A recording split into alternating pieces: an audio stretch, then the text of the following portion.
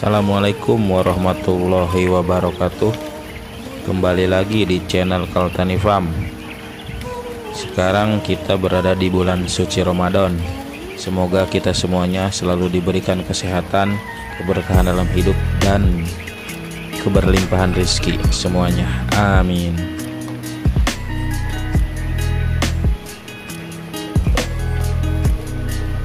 Ya, kali ini saya akan membahas soal beberapa poin penting atau beberapa faktor penting supaya si puyuh bertelur 90%, 95% atau 99%. Saya juga pernah mengalaminya sendiri.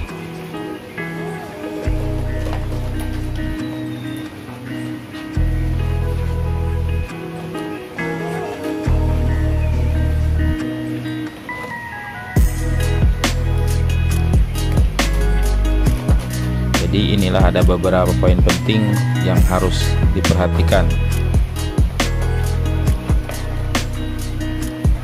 Nah, yang pertama adalah bibit puyuhnya ya, usia si puyuhnya. Usia ideal puyuh bertelur idealnya adalah usia 40 hari. Dan usia pastinya adalah 60 hari sampai 90 hari. Itu harusnya sudah usia sangat produktif bertelur ya. Jadi sangat penting sekali kita mengetahui berapa usia puyuh ketika pertama kali masuk kandang.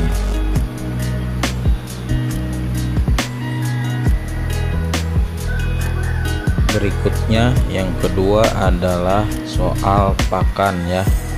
Pemberian pakan murni pabrikan adalah faktor penentu puyuh bertelurnya bagus. Pemilihan pakan pabrikan adalah pilihan yang tepat untuk membuat si puyuh maksimal bertelurnya ya. Jadi faktor penting menggunakan pakan pabrikan. Untuk merek bebas, untuk merek apapun pasti bagus ya, karena kalau pakan pabrikan murni komposisinya jelas dan stabil ya, tidak berubah-ubah.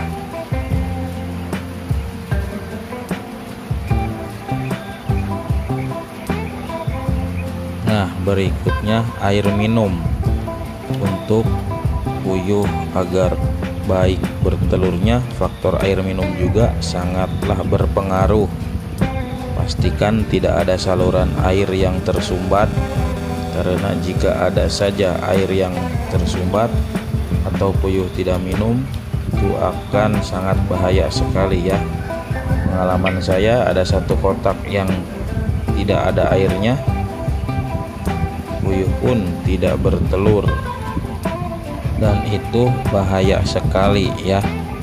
Untuk mengembalikan stabilitas puyuh bertelur kembalinya cukup lama, membutuhkan waktu sekitar beberapa hari ataupun sampai satu minggu.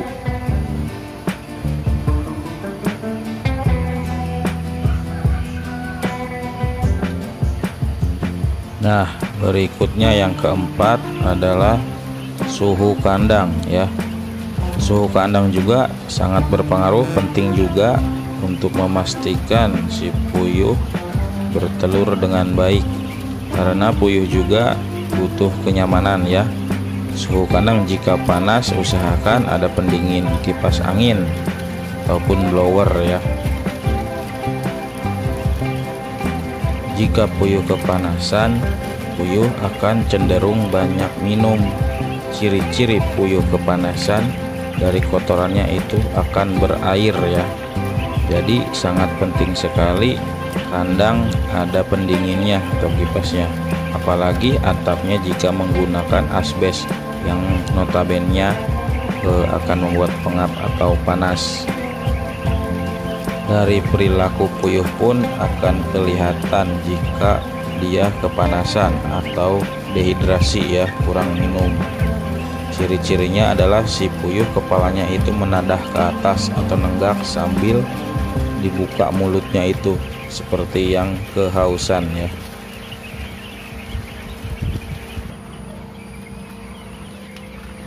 Berikutnya adalah pemberian multivitamin. Multivitamin yang berfungsi sebagai suplemen sangat penting untuk metabolisme pertumbuhan sel ovarium baru pada masa puyuh bertelur. Karena ketika ada penurunan produksi bertelur akibat stres ataupun kurang kualitas pakannya atau kurang baik kualitas pakan, akan dapat dicegah dengan pemberian multivitamin. Jadi jika ada penurunan ketika usia masa produktif bertelur, nah kita dapat mencegahnya dengan pemberian multivitamin agar si puyuh tetap stabil atau baik bertelurnya, dan juga bahkan dapat meningkat jika diberikan multivitamin.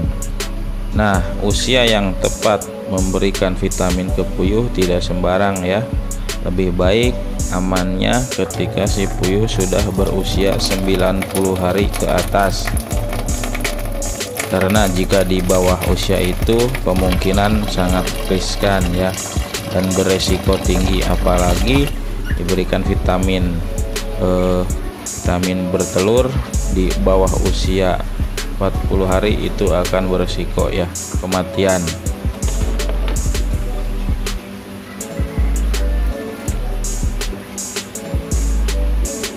Nah, berikutnya adalah kebersihan. Sering saya sebutkan, kebersihan kandang itu sangat penting sekali, karena kebersihan juga akan menentukan kesehatan si puyuh ya. Jadi jika puyuhnya sehat karena kandangnya bersih, tidak akan mudah terserang oleh penyakit, terutama di air minumnya ya. Sering-seringlah diperhatikan kebersihan air minum dan juga kebersihan kandang. Jika kandang bersih, puyuh pun otomatis tidak mudah terserang penyakit, terutama di kotorannya ya, harus sering dibersihkan, karena kebersihan kandang pun akan menentukan si puyuh sehat dan bertelurnya bagus.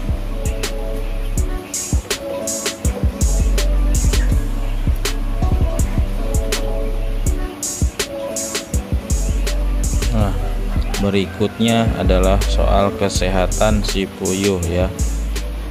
Semuanya akan percuma jika kesehatan puyuh tidak baik, karena semuanya itu lagi akan kembali lagi ujung-ujungnya ke kesehatan puyuh. Untuk menjaga kesehatan puyuh dapat dilakukan dengan pencegahan pemberian vitamin untuk kesehatan, vitamin anti stres ataupun tahan terhadap virus dan penyakit. Pemberian vitamin juga sangat penting dilakukan.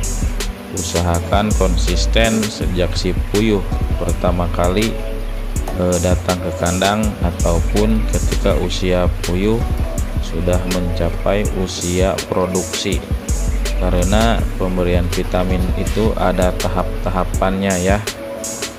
Bisa dibilang vaksinasi juga.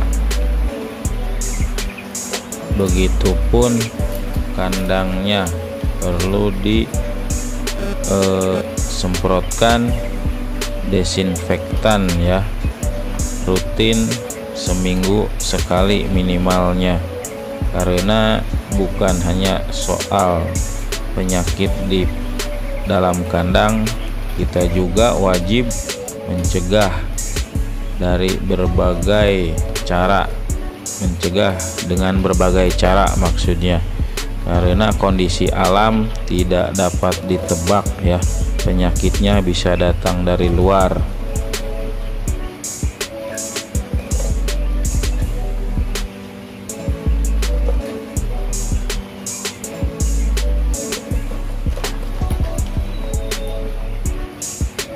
Nah, mungkin itu saja beberapa pengalaman yang dapat saya berikan sesuai pengalaman yang saya alami.